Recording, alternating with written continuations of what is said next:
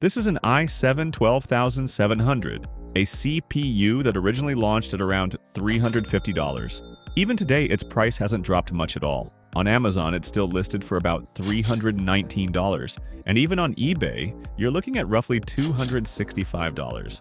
That's more than what I've spent building entire PCs in the past. But somehow, I picked this up for just $95. So naturally, we're opening it up to see what's really inside. And yeah, the packaging already looks suspicious. It arrived in a Core Ultra CPU box, which immediately raised some red flags. But then, there it is. Inside is a CPU that looks a lot like an i7 12700. Except there's one problem.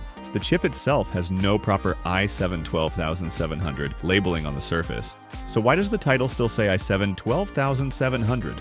Well, for those who don't know, this is actually an Intel engineering sample. The NA marking stands for Not Available, meaning this was never a retail product. Its real name is the i7 12700ES. Before we dive into performance, let me explain why Intel makes CPU like this in the first place, and how something like this ends up being sold for such a low price. Intel makes engineering sample CPU or ES chips because with modern processors, billions of transistors and insanely complex designs, you can't just finish the design and sell it right away. Chips like the i7 12700ES are built so Intel and its partners can test real hardware, checking for silicon bugs, power draw, temperatures, and long-term stability. They also help motherboard makers finish their BIOS and give Windows or Linux time to properly optimize for a brand new architecture. Put simply, ES CPU are real-world test versions of future processors. They also let Intel monitor manufacturing quality and decide final specs before locking down the retail versions. Without this step, CPU released to the public would be far more likely to ship with serious issues. So why do ES CPU end up on the market? Once testing is done, these chips become leftover hardware. They're no longer useful to Intel internally, but on the open market they can still be worth a few $100. Some of them get leaked, and that's where hardware enthusiasts step in. Buyers usually know these aren't official retail CPU, but the performance per dollar is just too tempting. Of course, that lower price comes with real compromises. So instead of talking theory, let's jump straight into real-world testing and see what an ES CPU can actually do. So yeah, compromise or drawback both fit perfectly here. The first big downside is compatibility. ES CPU are extremely picky about motherboards and BIOS versions. Intel never intended these chips to be used outside the lab, so newer boards usually block them. Older boards, though, often still work. Back when these CPU were around, Intel hadn't locked ES down yet, and motherboard makers actually needed ES chips for testing. To prove that, I prepared 5 different motherboards, from older to newer, to see which ones would accept this CPU.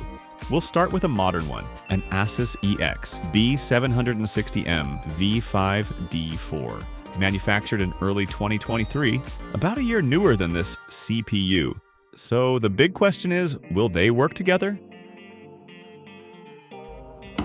And yeah, no luck. No keyboard, no display signal, nothing at all. I tried reseating the RAM, but it's pretty clear that RAM isn't the issue here. So first test, failed. Let's move on and see if older boards treat this ES CPU a little nicer. Next up, I switched to the second motherboard, MSIH 610M Bomber DDR4, released around mid-2022, which is pretty close to when this ES CPU was made. Honestly, I had high hopes for this one. And, oh wow, the keyboard lit up. That's a good sign. It means the CPU is actually working on this board. But then I hit a weird problem. The GPU wouldn't output any display at all. No signal, nothing. So I tried switching over to the iGPU, and surprisingly, the screen came alive. And right here is where things get interesting, because this turns out to be a major weakness of this ES CPU, and I'll explain exactly why in a moment. Next, I moved on to a higher-end board. The Gigabyte B760M Gaming Plus Wi-Fi DDR4 made in early 2024. And yeah, the result was pretty clear. No support at all. Dead end. After that, I tried a board that was released much closer to when this CPU first appeared, BioStar Z698. I was really hoping this one would finally work. But nope, same story, no boot. So this already tells us something important. Older chipset doesn't automatically mean better ES compatibility. Finally, I tested the last motherboard, an MSIZ 790, Gaming Plus Wi-Fi, released in 2023, and this one uses DDR5. And surprisingly, it worked. I got display output, the keyboard lit up, everything came online. At this point, I can make a rough conclusion. This ES CPU doesn't work on every older board, and so far, it only seems to cooperate with MSI motherboards. But there's one more twist. When I installed the GPU into the PCIe 5.0 slot, it didn't work at all. No signal. As soon as I moved the GPU down to the PCIe 4.0 slot, everything worked perfectly. Even though the MSI H610 board also uses PCIe 4.0, this once again comes down to BIOS behavior. Think of it like this. Z790 is a brand new highway built to test experimental cars. H610 is a narrow local road that only allows slow traffic. And this ES CPU, it's a prototype car that was never approved for public roads. When I opened up CPU-Z, the name on this chip looked super weird. But the important part is down here, 12 cores and 20 threads. Basically the same layout as an i7 12700. Now, besides the BIOS drama and the PCIe slot issues, this thing actually has one big advantage. It still comes with Intel UHD graphics 770, and people love to say it's roughly GT 1032 gigabyte territory, so of course, I grabbed a GT 1030 to see if that's cap or not. First, I ran Heaven Benchmark on the iGPU, and honestly, the animation was surprisingly smooth. No instant "this is dying" vibes even under load. But the real shock was the score. The iGPU was pushing nearly double the FPS at the same settings. Now, to be fair, iGPU results can be kind of biased because they lean on the CPU and system memory a lot. So we need a more real-world comparison. Sadly, I don't have a retail i7 12700 on hand, but performance-wise, this ES chip is usually compared to, or slightly above, an i5 12600K. So that's what I'm going to use as the benchmark opponent. So here's the plan. Gaming tests plus video rendering tests, ES chip versus 12600K. And to keep things consistent, I'm running one stick of 16 gigabytes DDR5 5600. I know single channel isn't ideal, but DDR5 prices are acting like they're made of gold, so dual channel will have to wait. First up, I prepped 2 render projects, each about 5 minutes long, just to see if this unofficial i7 could actually beat a real retail CPU.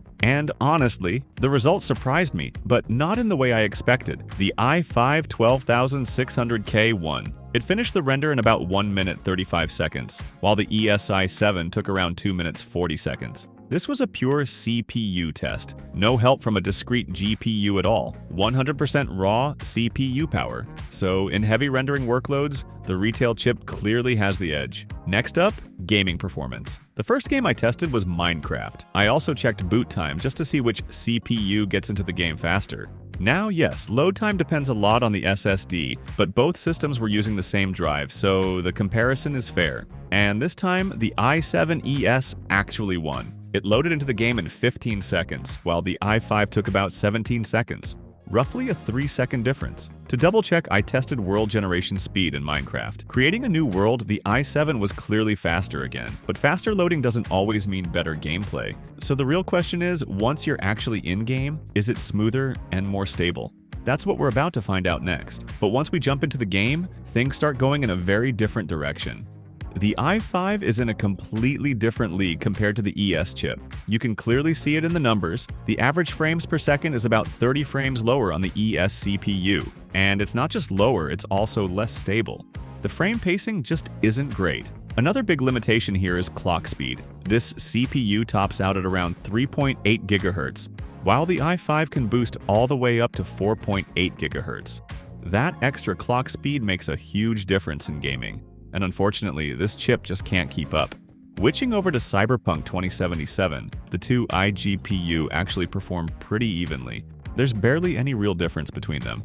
That said, the FPS is sitting at around 20 frames per second, so yeah, this is more of a slideshow than a game.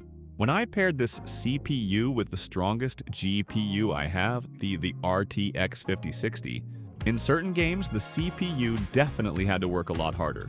Surprisingly, the performance stayed fairly stable, but the clock speed never went past 4 GHz. And that really shows the true limitations of this CPU. It's restricted in a lot of ways: limited clock speeds, picky BIOS support, and PCIe limitations. So if you're not very familiar with PC hardware, this is absolutely not something you should buy, and especially at any price.